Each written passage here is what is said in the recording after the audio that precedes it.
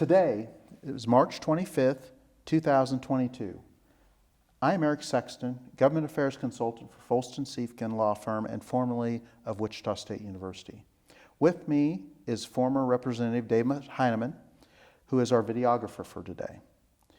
We are in the state capitol to conduct this interview that is part of the Kansas Oral History Project, which is a collection examining the diversity of voices active in public policymaking in the last quarter of the 20th century and the first decades of the 21st centuries. In these interviews, we learn about policy development through the eyes of those who are directly involved. Today, I'm honored to interview Pamela Johnson-Betts, who served the state government in a number of capacities, primarily administrative, that were at critical points in our state's history. Pamela served as the Secretary of Aging during the Sebelius administration. I hope I have that right. Right. And following her service, and she did that service after she had served as the Executive Director of the Kansas AfricanAmerican Commission. But she's done many more things than that, and you'll hear from her about all of those things as we proceed. Thank you for agreeing to do our interview today. Pamela, can you please introduce yourself and let us know why you are doing this interview today? Sure. First of all, thank you for giving me the opportunity to talk about government, and from my eyesight, my perch, it is unusual since I've been gone from state government for a while, so this is an honor to be selected to be one of the ones that could give a viewpoint. As you indicated, I'm Pamela Johnson-Betts. I'm a fifth-generation Kansan. I am a native Topekan. I am the only child of Leslie and Charles Johnson. I am a mother of three. I am a graduate of Washburn University and Kansas University. One of the things that I also have the pleasure of being involved in is attended Washington Elementary School, which was noted in the landmark Brown v. Board. And the other flip side of that, I also was one of few African Americans that attended parochial school, Topeka Lutheran School. Right. So I've been around for a little while. I have did community service for about 50 years and have a government career that expand about that same amount of time. It is an honor, honestly, to be able to talk about some of those years with different administrations. I've been fortunate enough to serve in 3 different administrations. The first, Joan Finney, and then Bill Graves, and finally with Kathleen Sebelius. Have been a trailblazer in some areas, a couple anyway. First African American school social worker hired by Topeka Public School District, which is the district that I graduated from. And just recently was named a Woman of Influence with the Greater Topeka Partnership. And prior to that, one that I really adored was being named Businesswoman of the Year by ABWA. That's awesome. So been around a little while. Yes, and we'll talk more about that. And now for our commercial break is the Kansas Oral History Project is a not-for-profit corporation created to collect oral histories of Kansans who were involved in shaping and implementing public policy. Recordings and transcripts of these oral history interviews are accessible through the Kansas Historical Society, as well as the State Library of Kansas, and on our website, kansasoralhistory.org. Funding for this project is provided by volunteers, individual donors, and Humanities Kansas, a not-for-profit cultural organization connecting communities with history, traditions, and ideas to strengthen civic life, which is what we're all about today. With that, I just want to jump in and get started. And you started telling us about yourself, but tell us a little bit about your history and your educational background, and then maybe begin to think about how did that affect you to get you to start to thinking about public life? Sure.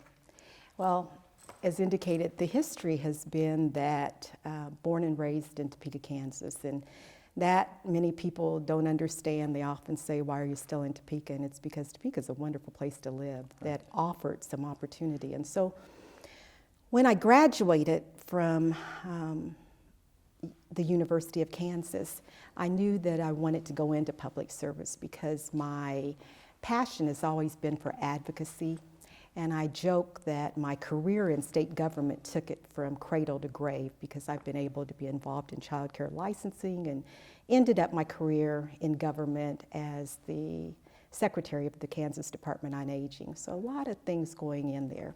I'm going to be honest though, one of the other reasons why I got involved in public service and government is that when I came along, I really had a desire to be a news anchor. Oh. I wanted to be involved in communications in some way, and that just wasn't practical in my day. And certainly was encouraged by family, you got to find something else. So state government was a way Right.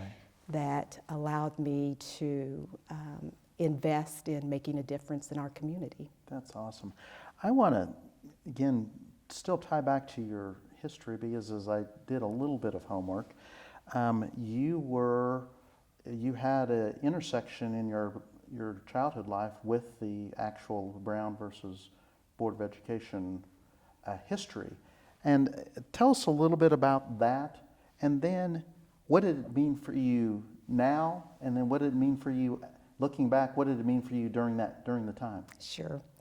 Well, with the Brown v. Board involvement, it was just 2 years ago that people started to recognize that we had a connection. I knew that I went to Washington Elementary School.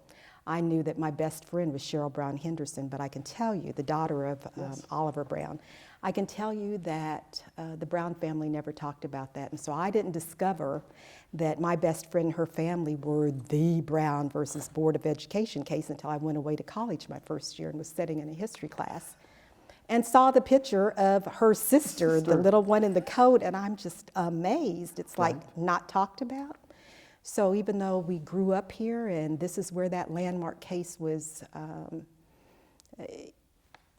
the ideology of that, it was not something that we talked about. But I think that recognizing the impact that was made on the world in terms of civil rights and diversity, that it got me thinking in terms of, I really wanted to be a part of that. And so I started thinking about advocacy. But that was after I ran to my dorm and called Cheryl Brown Henderson and said, Cheryl, you guys never talked about this. Why? And it was something that somehow our community did not celebrate until just recently. And I'm not sure exactly why, but I know that I was part of, with Cheryl, working to make sure that we saved that building on the Monroe School, because it was filled with books and ready at any time to be either torn down or continue to be a warehouse. Right. And that was the beginning of two young black women going in the community and trying to get support to keep the building. We weren't very successful in the beginning, but right now, their sets a Brown v. Board Park. So. No, that's great. And so would you say that is your, again, initially, but that experience there was your first recollection of advocacy, policy? How do I engage in politics? I would absolutely say that was the clarion call that helped me determine that it was going to be something that I want to do. Certainly there's been other times prior to that, I have to admit. As an African-American woman, you don't go through life without having something that hits you in the face that makes you realize, I need to advocate for that. I want to be involved in making a policy that makes things different, that recognizes and sees me, that equalizes that playing field a little bit. I'm going to follow up real quickly. You mentioned something, a policy or something. What was that? I'm just curious now. What was, again, it was the school? Was there something before that you go, we have to engage to make this happen? There are a number of things, but I think it actually happened for me in 7th grade when I went to I was the only African American in my class. I had relatives that 2 other African Americans were in the school building. But in 7th grade, I experienced something that was pretty traumatic, and that was that my white teacher at the time slapped me. He felt that I was too strong and that I guided and used my leadership skills to undermine him, I guess, was the thing. Okay. The interesting thing is my dad has never touched me. Okay. And just as this gentleman hit me, my mother came up the stairs and pulled open the door, so she was able to see the aftermath right when it happened. And I went home and stayed for about a week. I was like, I don't want to go to that school anymore. Right. And my mom said, you will go back. We dust ourselves off. We showed them that we're going to continue the path. And I said then, Mom, we need to sue him. Let's just sue them right now because we need to change something. And she said, we absolutely won't be suing anybody. You absolutely will go back. And when you go back, you're going to walk with dignity and you're held high. So I think probably at well, thank you for sharing that. 12, it was a thing that I knew that life wasn't fair. Right. That even if I had done leadership in a direction that somebody didn't like, that I had a right to not be slapped. So if we can start there, and then it's just carried on, quite honestly. Well, again, one of my cheat questions here was, what was the moment that inspired you? And you just hit on it. And I think that's really important for our listeners to hear those experiences, because many of them have had those experiences. Did they listen to them or not? We want to encourage them to listen to those things. Let me ask you this, though. You, again, tell me about the first call from a governor asking you to serve. What was that like? You know, before you get that call, there is little rumblings in the community, and so I had kind of been hearing, I was like, no, that's not going to happen. Why this, I can't even believe it. So while there was something in the back of the head that said something's brewing, I was still in denial. And when the actual call came, at least from Governor Sebelius, it was pretty shocking. And it came on a bad day for me because I was at Kansas African-American Affairs Commission, and they were moving us from 14th and Topeka Boulevard to this ramshackle of a place on 6th Street that I wasn't happy about, but you don't have choices at that time. And so because we were moving, I had on, uncharacteristic for me, jeans, my then husband's old socks, and I looked terrible. And so my secretary said, the governor's office is on the phone. I was like, no. And I think it was actually Joyce Elder, but I'm not sure who called, but they said, it was Joyce.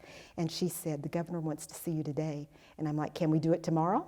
And she said, no, I needed to come today. And I thought, and she goes, and if you could be here in just a little bit. And I said, honestly, I've got on socks. And she's like, come, she won't care. So for me, oh my God, I wasn't even that excited that I was being offered a position. I was more upset and demoralized that I was going to look so horrible. And then I go and I walk in, and Governor Sebelius, in her graciousness, looked and smiled. Mm-hmm. And then she said, uncomfortable for you, isn't it? I said, oh, absolutely. I don't want to be here. I hardly heard what she said.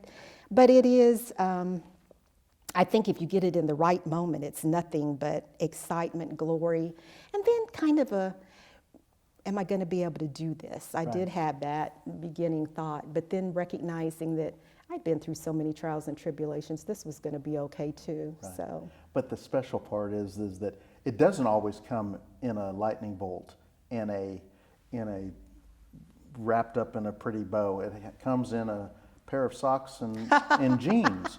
But when the call comes, the call comes. Yeah.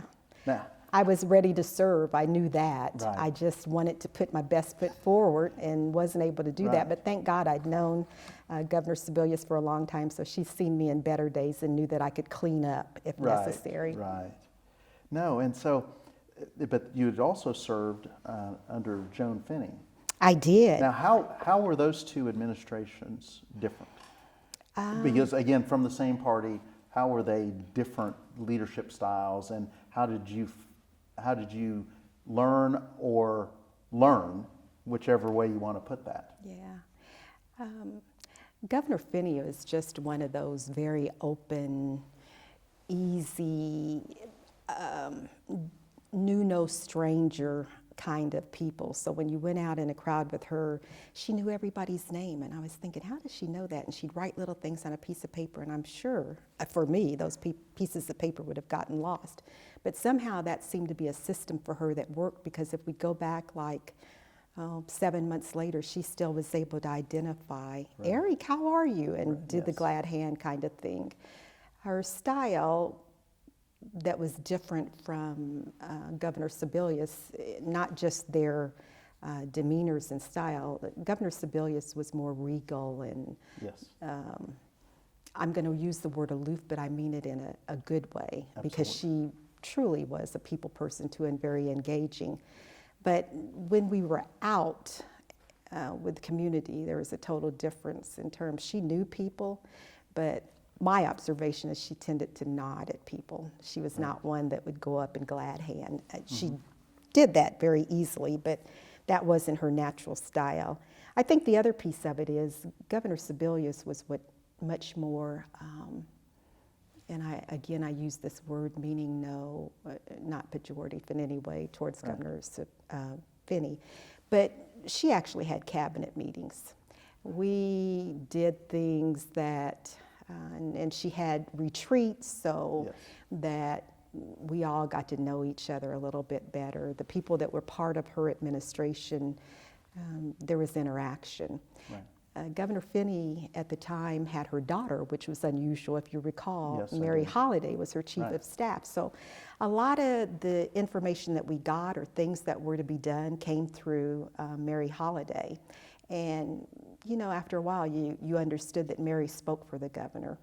I think the other thing that was different about the two administrations, and maybe not leadership style, but maybe, because Governor Finney had Spencer, her husband, with her at almost every step of the way. And I have to tell you, Spencer and I became good buddies.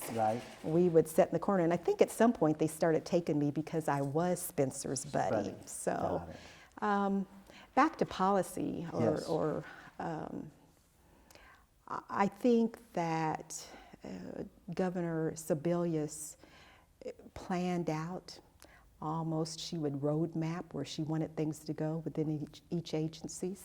One of the things she said to all of us early on, and for seasoned people that had been involved in politics and understood the lay of the land better than me, I was a newbie. At one of the retreats, she said to all of us, if but not for me, you would not be here. So please understand that things that are going to happen good in your agencies, I give that message. The other times, you're going to handle things that occur within your organization. And it was the right call, it was the right message, but for me, as a novice, it was like, whoa, what have I gotten myself into? But certainly,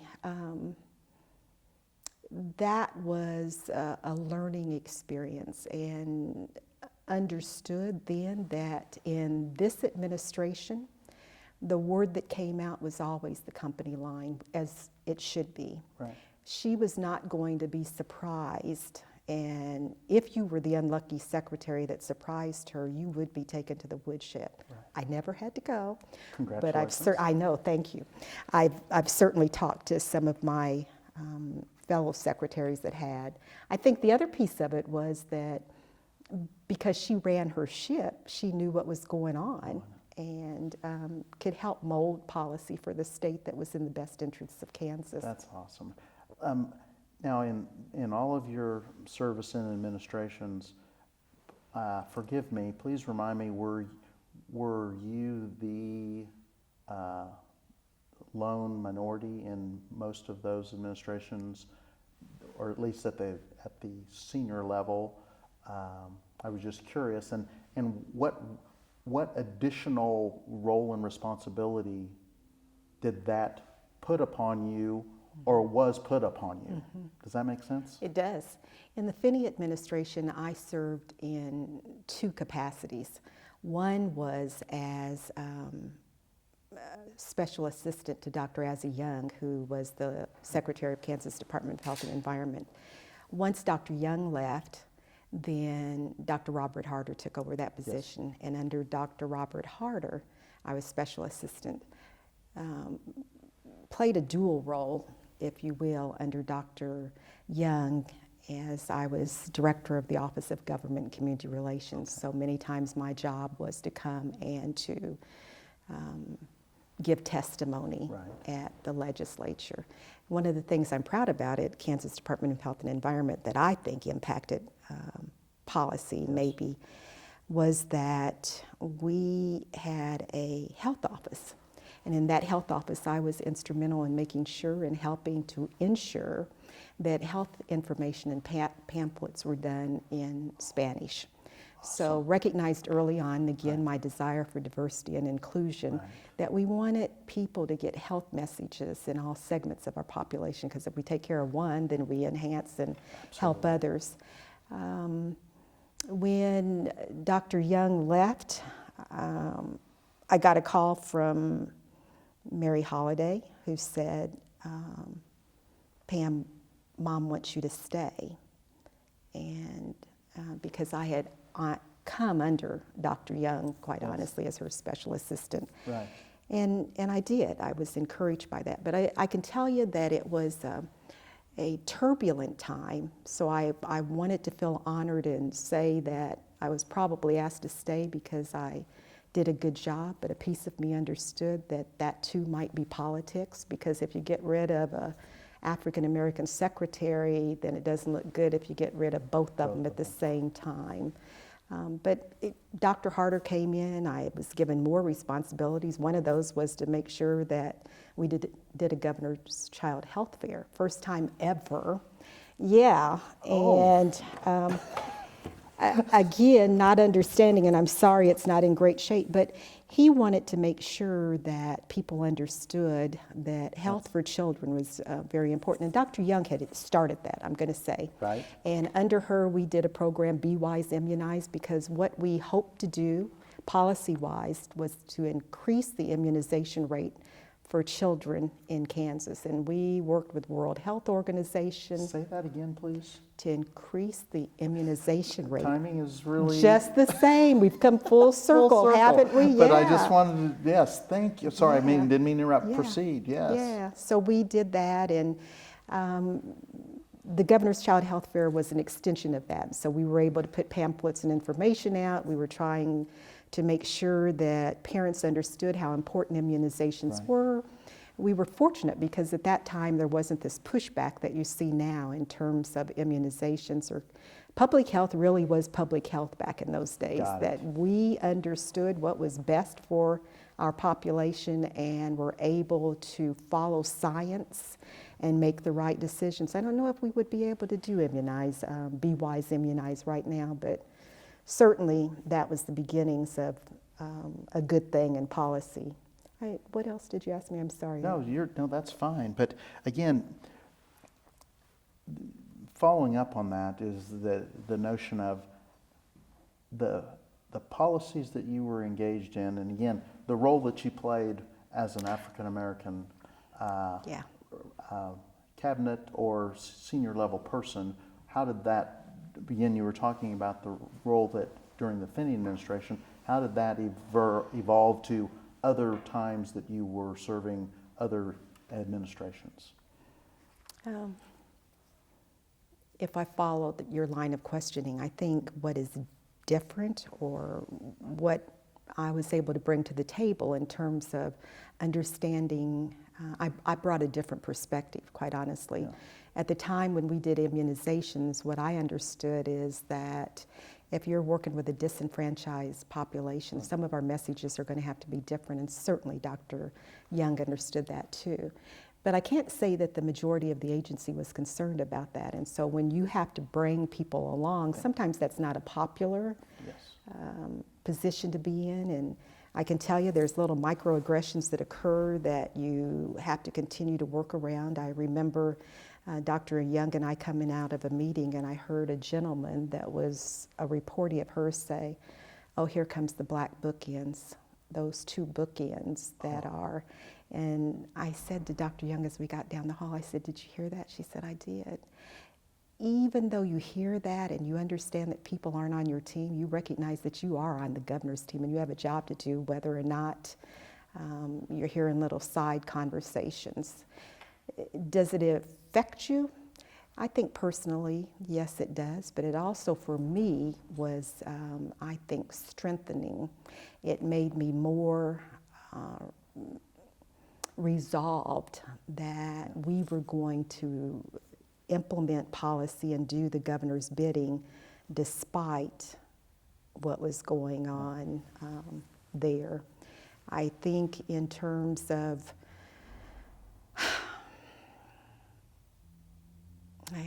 when I was in the Sebelius administration, actually had moved up to become the head of the agency. Being able to impact policy there, one of the things that I was able to do is to bring in a geriatrician. His name was Bill Thompson. And we brought the first greenhouse concept in greenhouse to Kansas. And if people aren't familiar with that, the greenhouse concept was that we understood that seniors didn't want to live in nursing facilities. And so the greenhouse was a microcosm, if you will, of a family. They were little houses, and we'd have 5 bedrooms. You had a communal place that you could eat your meals, but each bedroom had a doorbell in there, and so people had to knock before they went in, that we recognized we allowed seniors to be more in control of what was occurring in their lives. And I read just a couple of months ago that this concept is still in force across the nation, and in fact has been credited with significantly reducing COVID infection or hospitalization for seniors. So we did a good thing back there. That's awesome. That too was interesting, because I think from my perspective as the secretary of the Kansas Department on Aging, I'd go out and talk to people, and I'd go to different homes, and I ran into seniors that were seniors of color, and they say, we don't like this food, we of course don't want to be here. And historically, African Americans haven't wanted to be placed in nursing facilities. And so hearing that, we were able to come back and start talking about, how do you make a facility not just home-like, but their home? When we've got seniors of color that aren't served the dishes that they're familiar with, then that doesn't feel like home. And so being able to use that bully pulpit to increase awareness and hopefully raise standards of quality.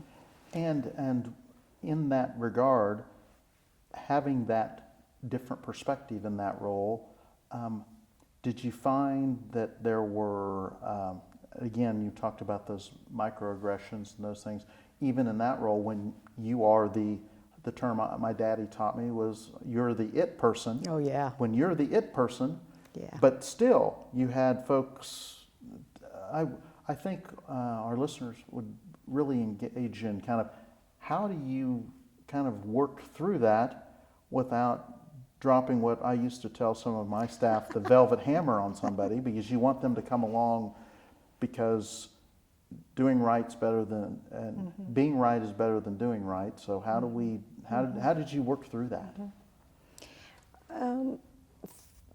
Fortunately for me, probably my second year into being a special assistant at Kansas Department on Aging, I had the pleasure of meeting first African American Surgeon General, Joycelyn Elder, and had met her. And then when I became Secretary of Aging, we were at a conference together in Washington, and she said, Secretary, come to my room tonight, let's talk. And so went in, she kicked off her shoes, and we're sitting at the couch, and she said to me, she said, as an African American leader, she said, you gotta be ready every morning when you wake up to fight that bear.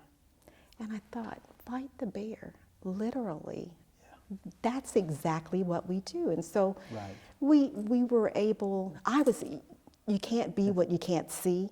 So she was the role model for me that began to help me understand that we have a different role to play in some of these agencies. And so when I would go out to visit nursing facilities across the state, oftentimes I would take Marty, who was the budget guy, but he would ride with me. And we'd go out, and inevitably we'd walk in and there hadn't been a nursing facility director that had ever seen me, and they would lean over to shake the hand of my budget director and say, Yeah. Secretary, and he would say, no, she is. And so then we all had to go through that awkward moment and act Right. like it didn't happen. So a lot of it you ignore. You learn to choose your battles when that's important, and you get a little sharper with it. I would say that Right. I was asked to go to Hays State and speak one evening, and walked in, and there was a senator from there and a lot of people standing around, and they greeted me, of course, and the senator's wife turned to me and she said, oh, are you the entertainment for the evening? And so there was Oh this my. pregnant pause, and everyone was looking. I said, don't sing, don't dance, and walked away. Right. So one of the ones later, if I see him to this day, he says, don't sing, don't dance. And he had called me that Monday when we got back, and he said, that was brilliant. He said, I can't even imagine how you handled that and came up with that so quickly. Right. And I thought, you know, you have to consider the source, and probably in Hays at that time, they hadn't seen very many African Americans, so they probably were Right. somebody that had been called in to sing or Right. to, but ignorance is not bliss in Right. those situations. Does it do damage? It certainly can, but you have to determine your own destiny, and you're not going to let others' ignorance be something that reflects on you. And worse, I mean, I've been in bigger crowds as Secretary of Aging, and you always greet the little seniors, little old ladies that can't, they're just so sweet, and put your hand out, and in front of this crowd, one of the ladies said to me, actually, she turned to the person next to her and she said, I'm not shaking that nigger's hand. And so again, you Right. put on that mask, you continue what you were to do there. My duty that day was to help with the open house of a new facility. And I did that. And I think I did it with grace and Right. dignity. And but do I remember that story 20 years later? Absolutely, it stands out in my mind. So those things don't ever go away, but they help again shape you into being strong. And I hesitate to use that word because I think that throughout history, our nation has considered African American women strong, to be strong, or to be angry, or to be whatever. Yes. So I don't want to perpetuate that myth, because while we can do the job, and I have felt many times that have to do it with less support, through more aggression than most employees do. But the strength is what helps you get through to the next piece of it. Right. And again, knowing yourself, which Mother had taught me to do early on. So, I mean, it's all part of the job. Yes. You understand. Absolutely. Let me ask you, because, and again, I'll reflect to my experience and my father's experience, because he experienced some of the same things in different ways. But can you think of, I'd like for you to share one time where you had that, where you saw someone have that epiphany that wasn't that older individual in your policy role, that goes, you need to step back, and you go, there's a reason why I'm doing this because of that experience.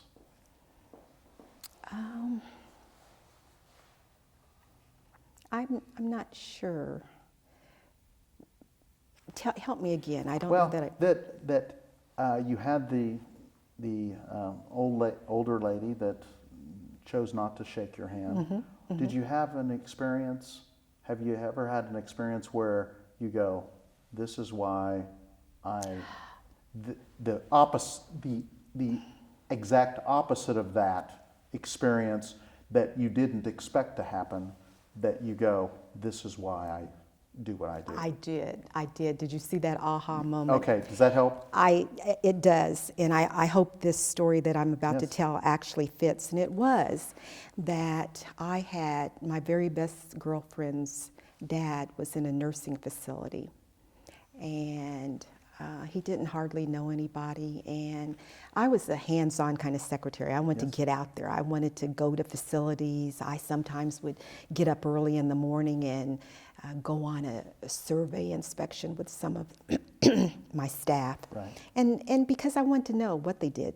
So often you heard as the secretary from legislators that many of them that own nursing facilities would say that surveyors are too hard, they're too nitpicky, they do this, they do that. Well, my position was, having come from a regulatory background, having done child care licensing, that I know oftentimes people complain because they just don't want to do a particular thing.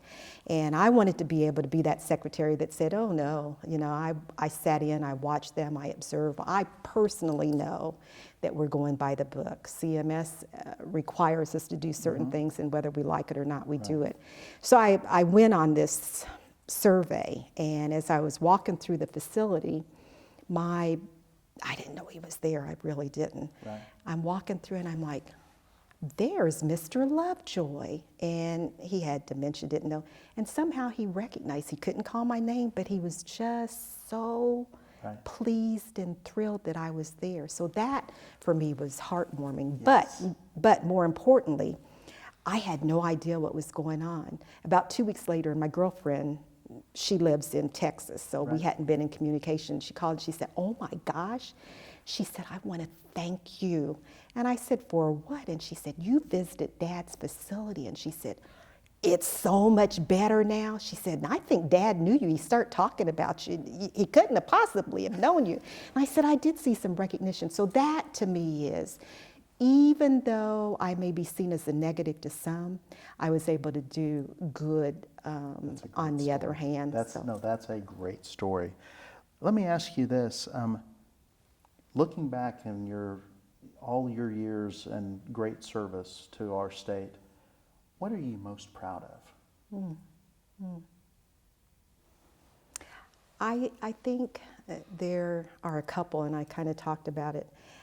To be able to have initiated the Governor's Child Health Fair, which was a statewide event that helped young moms and dads understand the importance of immunizations, was one of the, I would say, bell ringers for me.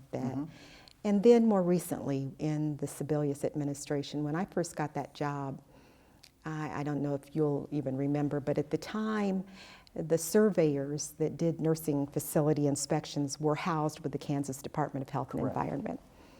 When I came on board, we were merging, and so that meant that 30 employees from Health and Environment were going to come over to. You were working on a restructuring of that whole agency, as I remember. Absolutely did.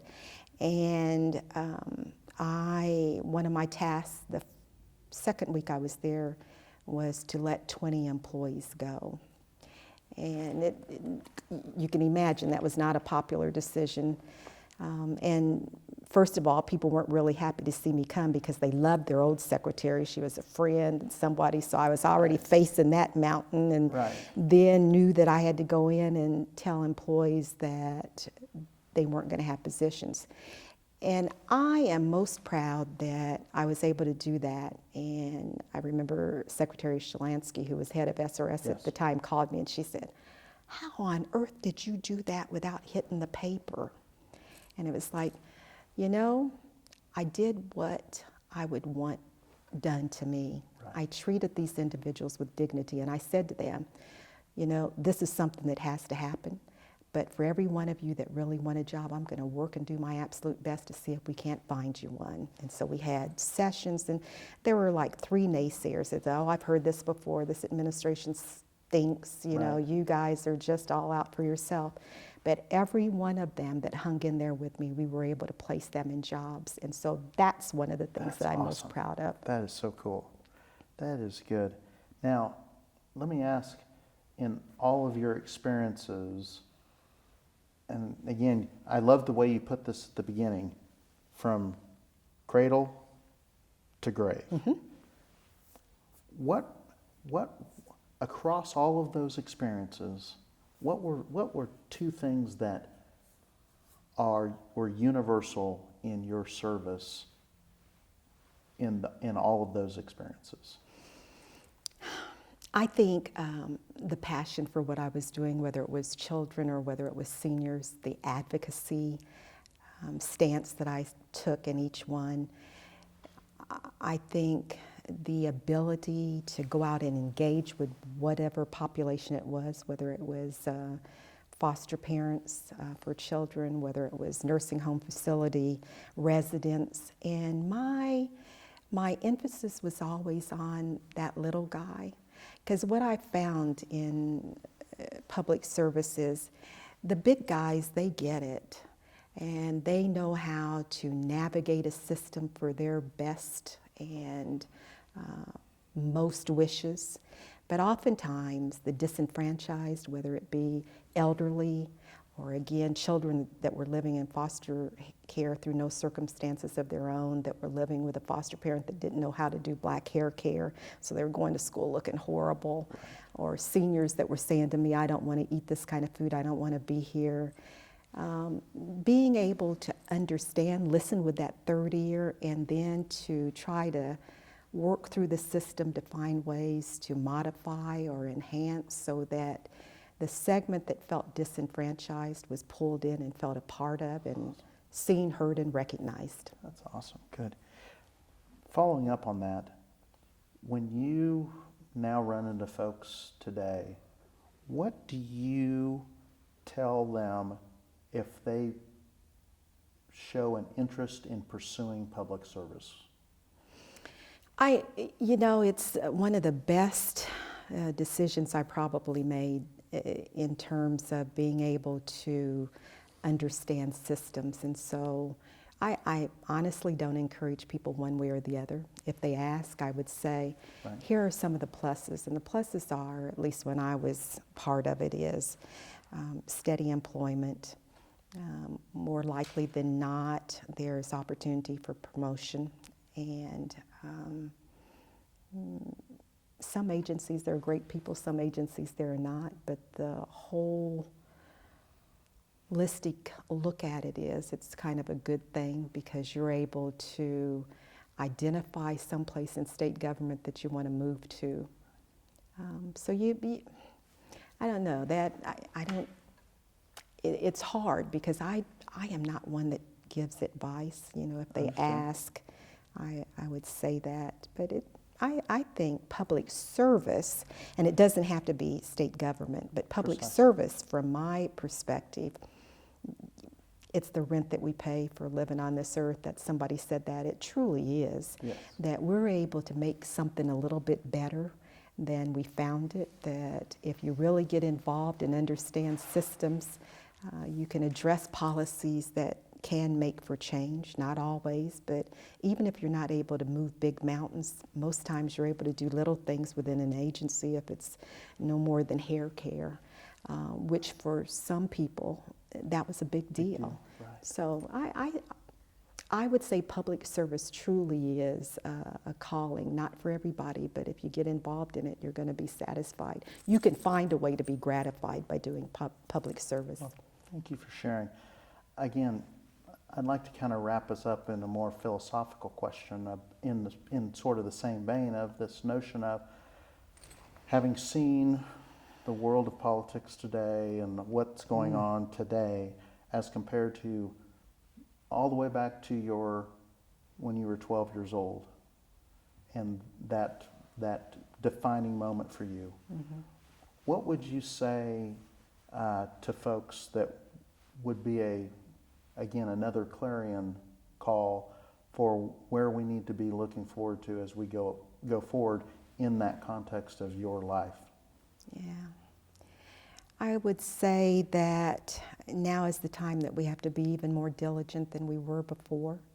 That when I look out and see the climate of our country and our state, I'm worried.